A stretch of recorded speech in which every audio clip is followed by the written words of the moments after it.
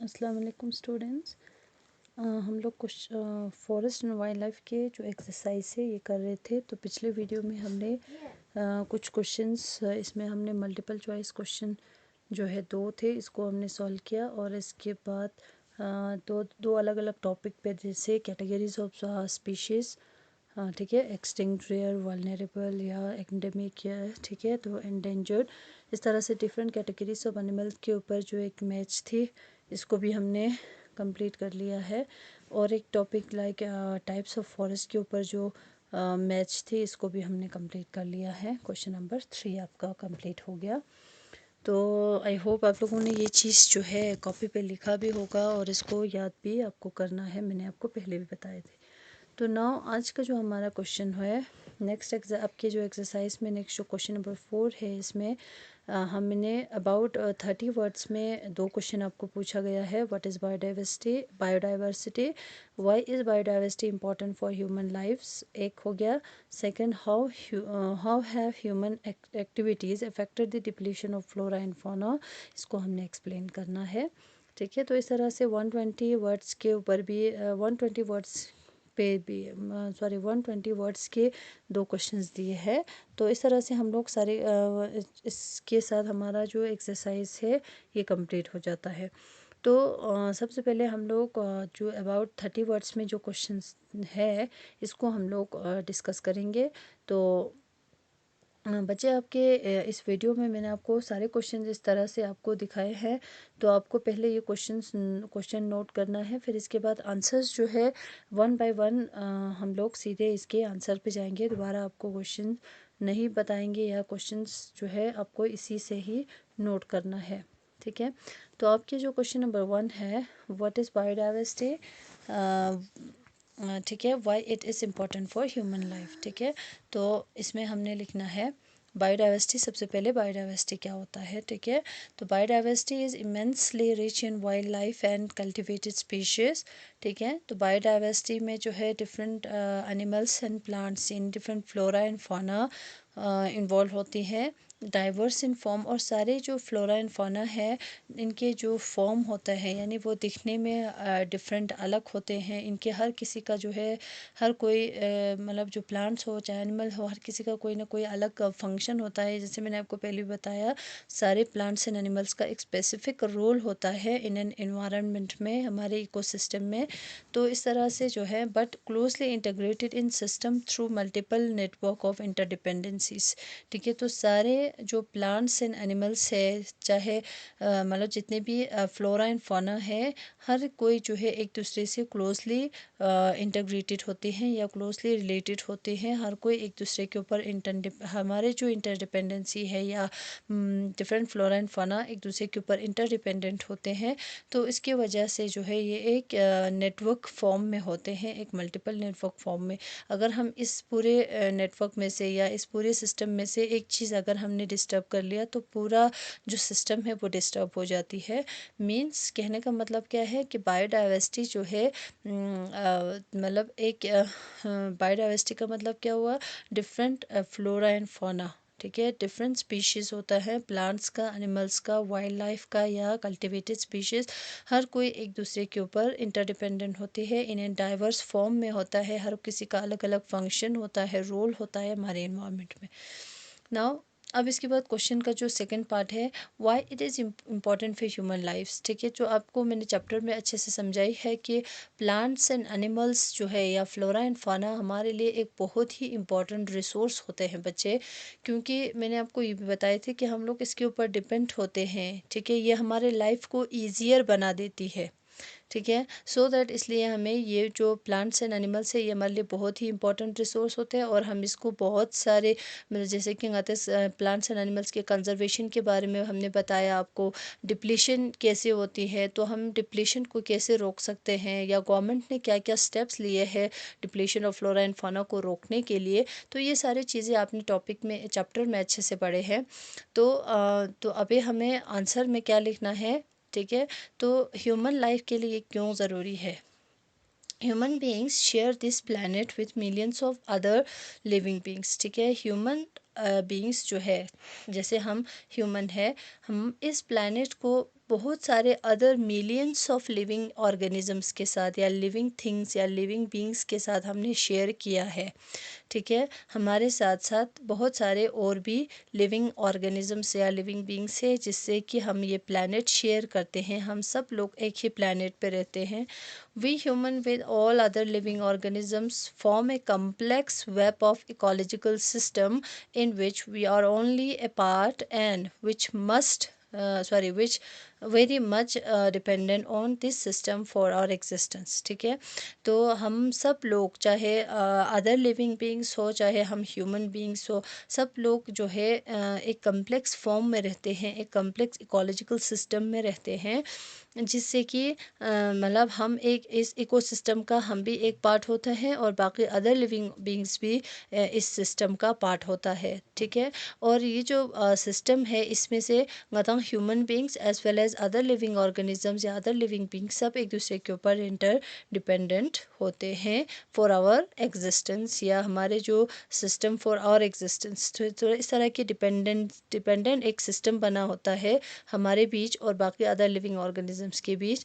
तो ये सब किस लिए है? हमारे एग्जिस्टेंस के लिए, हमारे फ़ायदे के लिए ही होता है। ठीक है, जैसे सेकेंड पॉइंट में आपको मैं एग्जांपल्स के साथ समझाऊंगी। फॉर एग्जांपल द प्लैनेट, ठीक है, for example the plants, animals and the micro organisms recreate the quality of air we breathe, the water we drink, the soil that produce our food। ठीक है, तो हम कैसे other organisms के ऊपर या अदर प्लांट्स एंड एनिमल्स या micro organisms जो है इनके ऊपर हम लोग किस तरह से डिपेंड है, क्योंकि ये जो प्लांट्स है, एनिमल्स है या माइक्रो ऑर्गेनिजम्स है, ये हमारे जो हवा, जो एयर हम ब्रीथ करते हैं इसकी क्वालिटी को रिक्रिएट करते हैं। हम जो पानी हम पीते हैं उसको मतलब रिक्रिएट करते हैं, उसको साफ़ सुथरा रखते हैं। सेम इसी तरह से the soil that produce our, अब जो सॉइल है, ठीक है, ये भी हमारे खाने को, हमारे फूड को प्रोड्यूस करने में बहुत ही इम्पोर्टेंट रोल प्ले करते हैं। तो इसलिए हम क्या कहते हैं कि हमारा और बाकी अदर लिविंग बींग्स जो इस ज़मीन पे है, इस अर्थ पे है, इस प्लानट पे है, सब एक दूसरे के ऊपर इंटरडिपेंडेंट होते हैं। इसीलिए हम कहेंगे कि जो बाकी अदर लिविंग बींग्स है ये हम ह्यूमन बींग्स के लिए बहुत ही इम्पॉर्टेंट है। ठीक है, क्यों? क्योंकि मैंने आपको बताया ये हमारे लाइफ को और भी ज़्यादा ईजियर बना देती है। नाउ नेक्स्ट पॉइंट इसमें है, पार्ट थर्ड इसमें है, forest play a key role in the ecological system. ठीक है, अब हमारा जो फॉरेस्ट है, ठीक है, ये एक इम्पॉर्टेंट रिसोर्स है हमारे लिए। ये कैसे है जरना का, तो क्योंकि ये हमारे जो इकोलॉजिकल सिस्टम है इसमें बहुत ही इम्पॉर्टेंट की रोल प्ले करते हैं। ठीक है, फॉरेस्ट जो है वाइल्ड एनिमल्स को हैबिटेट प्रोवाइड करते हैं, फॉरेस्ट हमारे बेसिक नीड्स को पूरा करते हैं। ठीक है, फॉरेस्ट हमारे एयर को एयर को ठीक है, हमारे इन्वायरमेंट में जो ऑक्सीजन का जो लेवल है या कार्बन डाइऑक्साइड और ऑक्सीजन के जो लेवल है इसको मेंटेन रखती है। या फॉरेस्ट का जो है बहुत ही ज़्यादा इम्पोर्टेंट रोल है हमारे इन्वायरमेंट में, हमारे इकोसिस्टम में। इसलिए हम कहेंगे कि हम जो है हमारे लिए फॉरेस्ट एंड वाइल्ड लाइफ बहुत ही इम्पोर्टेंट है, बहुत ही ज़रूरी है। ठीक है बेटा, तो इसके साथ हमारा ये क्वेश्चन कंप्लीट हो गया, व्हाट इज़ बायोडाइवर्सिटी, ठीक है, and why it is important for human life. तो इसके बारे में मैंने आपको यहाँ पे बताया। पहले हमने बायोडाइवर्सिटी की डेफिनेशन लिखी और इसके बाद ह्यूमन बींग्स के लिए क्यों ज़रूरी है, इम्पॉर्टेंट है बायोडाइवर्सिटी, इसको हमने 3 पॉइंट में आपको बताए। तो बच्चे नेक्स्ट आपका जो क्वेश्चन आते हैं, ठीक है, नेक्स्ट जो क्वेश्चन है 30 वर्ड्स में जो क्वेश्चन दिया है, इसमें क्या है कि how have human activities affected the depletion of flora and फाना। ठीक है, ह्यूमन एक्टिविटीज़ की वजह से जो फ्लोरा एंड फाना डिप्लीट होती है, ठीक है, तो उस चीज़ को हमने एक्सप्लेन करना है, कैसे ह्यूमन एक्टिविटीज़ की वजह से डिप्लीट होती है फ्लोरा एंड फाना। ठीक है बच्चे, तो इसमें मैं आपको बता दूं कि इसका आंसर क्या आएगा।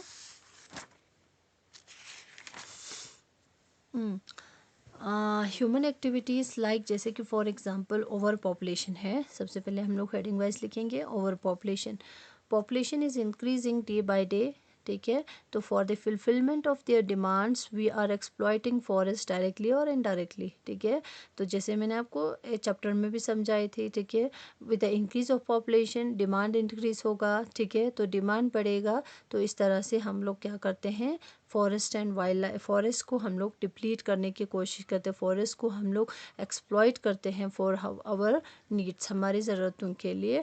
तो इसकी वजह से क्या होता है, बोथ फ्लोरा एंड फौना दोनों डिप्लीट हो जाती है, ठीक है। फॉरेस्ट कटा, हैबिटेट्स ऑफ द फौना, जो हैबिटेट्स ऑफ द एनिमल वो भी डिस्ट्रॉयड हो जाती है, तो उसकी वजह से वो भी ख़त्म हो जाती है या अलग अलग कैटेगरीज में चले जाते हैं, ठीक है। तो नेक्स्ट जो है कॉलोनियल डिमांड्स, ठीक है। तो जब हमारे इंडिया में जो कॉलोनियल रूल थे उस time, in the colonial time पे, यानी हमारे इंडिया में जब कॉलोनियल रूल थे उस टाइम द ग्रेटेस्ट डिमांड जो inflicted on Indian forest was during the colonial period, ठीक है। सबसे ज़्यादा जो इफ़ेक्ट पड़ा है फॉरेस्ट के ऊपर कॉलोनियल पीरियड के टाइम पे due to the expansion of railways, क्योंकि कॉलोनियल टाइम पे हमारे यहाँ पे जो रेलवेज़ का एक्सपेंशन किया गया था और एग्रीकल्चरल एक्सपेंशन किया गया, commercial and the scientific forestry जो है कराया गया, और माइनिंग एक्टिविटीज़ की वजह से बहुत ज़्यादा हमारे जो फ्लोरा एंड फौना है वो डिप्लीट हो गया था, ठीक है। तो ये चीज़ें मैंने आपको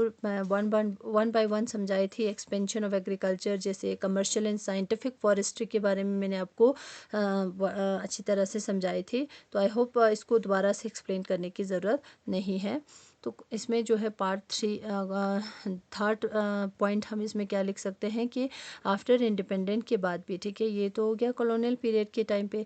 तो इंडिपेंडेंट के बाद भी एक्सपेंशन, एग्रीकल्चरल एक्सपेंशन कंटिन्यू रहा to be one of the major cause of depletion of forest resource, ठीक है। और फोर्थ पॉइंट आप लोग इसमें शिफ्टिंग कल्टीवेशन का, जो ट्राइबल कम्युनिटीज़ जो अलग अलग तरीके के जो कल्टीवेशन ट्राइबल कम्युनिटीज़ जो टाइप ऑफ कल्टीवेशन या टाइप ऑफ प्रोडक्शन करते थे, उसमें शिफ्टिंग कल्टीवेशन ही बहुत शिफ्टिंग कल्टीवेशन होते हैं। शिफ्टिंग कल्टीवेशन जो है एक मेजर कॉज होती है डिप्लेशन ऑफ फ्लोरा एंड फाना के, जो हमारे इंडिया के डिफरेंट पार्ट्स में, डिफरेंट स्टेट्स में अभी भी एग्जिस्ट करते हैं, ठीक है। जहाँ पे ट्राइबल कम्युनिटीज़ ज़्यादा है वहाँ पे इस तरह की एक्टिविटीज़ अभी भी होती है। तो ये एक मेजर काज होती है for the depletion of flora and fauna, ठीक है बच्चे। तो ये हो गया आपके क्वेश्चन नंबर 4 के जो सेकंड पार्ट है, ये भी आपके कंप्लीट हो चुका है। तो इस तरह से आपको ये जो क्वेश्चंस है आप लोग कॉपी पे लिख के रखेंगे। क्वेश्चंस जो है इतना मुश्किल नहीं है, बस आपको जो, जैसे मैंने आपको टॉपिक वाइज पढ़ाई थी उसमें जितने भी पॉइंट्स लिखवाई मैंने आपको, वही पॉइंट्स अगर आप लोग इसमें ऐड करेंगे, क्वेश्चन लिख के उसमें अपने हिसाब से अगर ऐड करेंगे तो भी आपके लिए ये बहुत ही ईजी हो जाएगा, ठीक है। तो आप लोग खुद से भी अगर कुछ पॉइंट्स अगर इसमें ऐड करना चाहते हैं तो आप लोग कर सकते हैं, अदरवाइज़ ये जो 4 पॉइंट है that is more than enough, ठीक है। तो ये हो गया आपके question number 4 complete. Now next जो 2 क्वेश्चन बचते हैं वो आपके हम नेक्स्ट वीडियो में आपको बताएंगे, ठीक है। तब तक के लिए थैंक यू, अल्लाह हाफिज़। इसको अच्छे